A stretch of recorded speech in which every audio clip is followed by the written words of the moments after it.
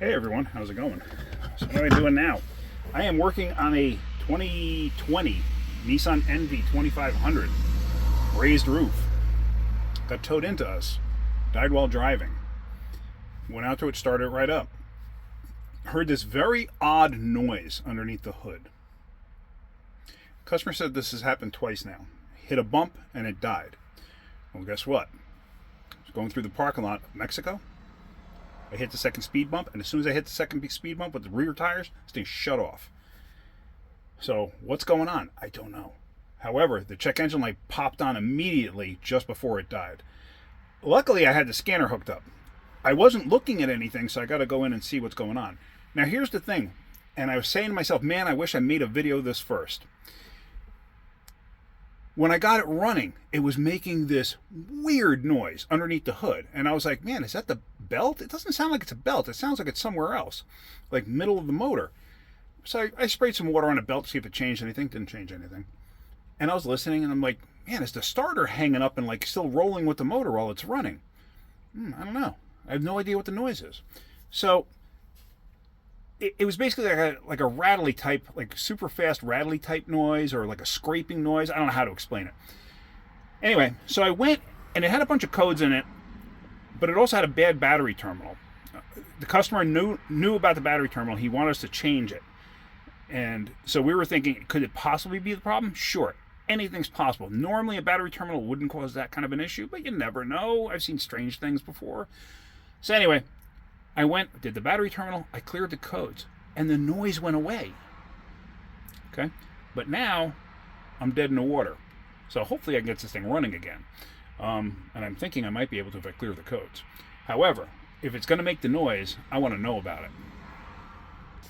What I'm going to do first, this thing's got 111,000 miles on it. Let's see that. So let me go, I got the King Bolin S600 with me today.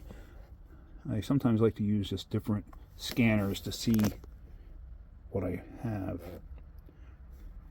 Yes, see that? Bunch of codes. Fuel pressure, APP sensor. Oh, and I will tell you this. Hold on a second.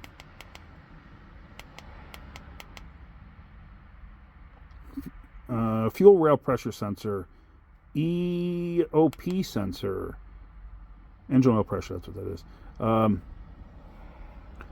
Coolant, BVA position.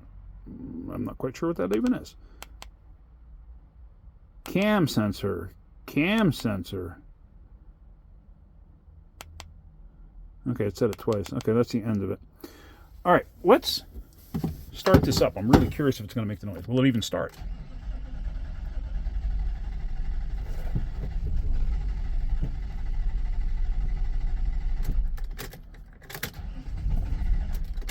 It's like it's getting, like it doesn't have any fuel pressure. Oh, did you hear a diesel there for a second? Yeah, just diesel.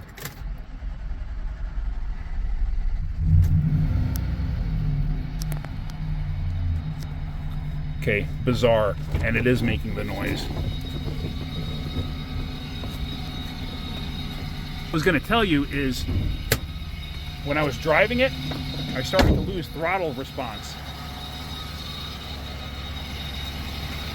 So that tells me there's something wrong with the throttle pedal. But here, listen to this noise. You hear it?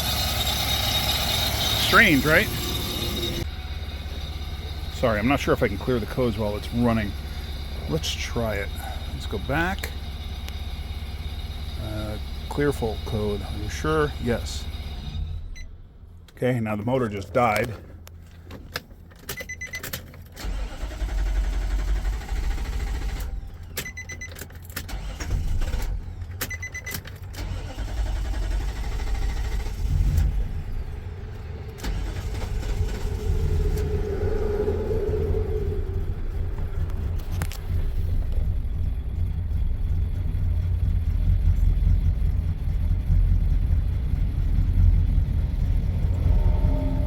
All right, it's running really, really rich.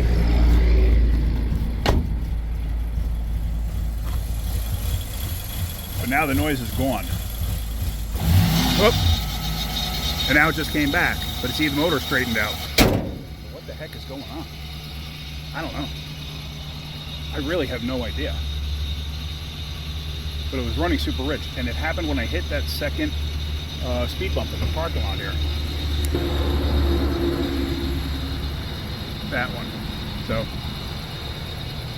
all right, let me try to limp this thing back to the shop. Okay, so that noise, you saw how that disappeared. And it disappeared from the beginning of the road test. When I cleared the codes, it went away.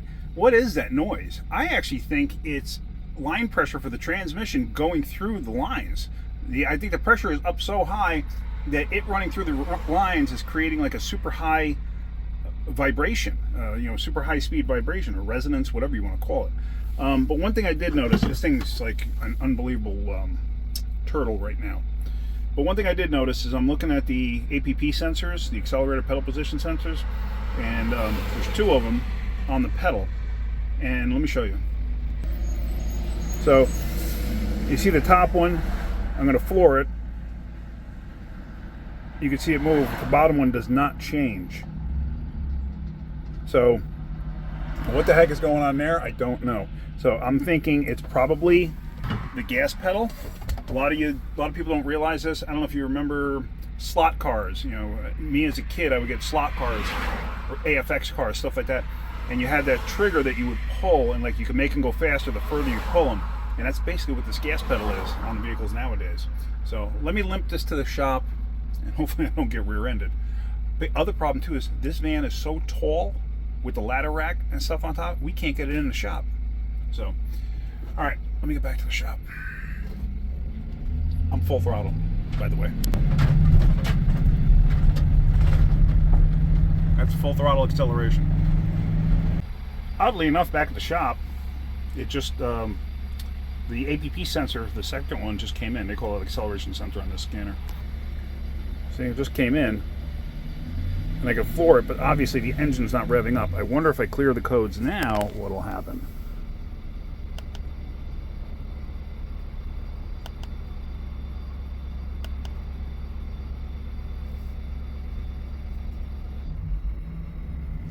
And it just smoothed out. All right. So what's with all the other codes? I got a funny feeling we got a bad ground somewhere. I'm gonna have to look into this. Problem is, this is gonna be a situation of like crawling underneath this thing and stuff like that, and I ain't about to do that. I'm not a spring chicken anymore. So, what are we gonna do? I don't know. Don't know.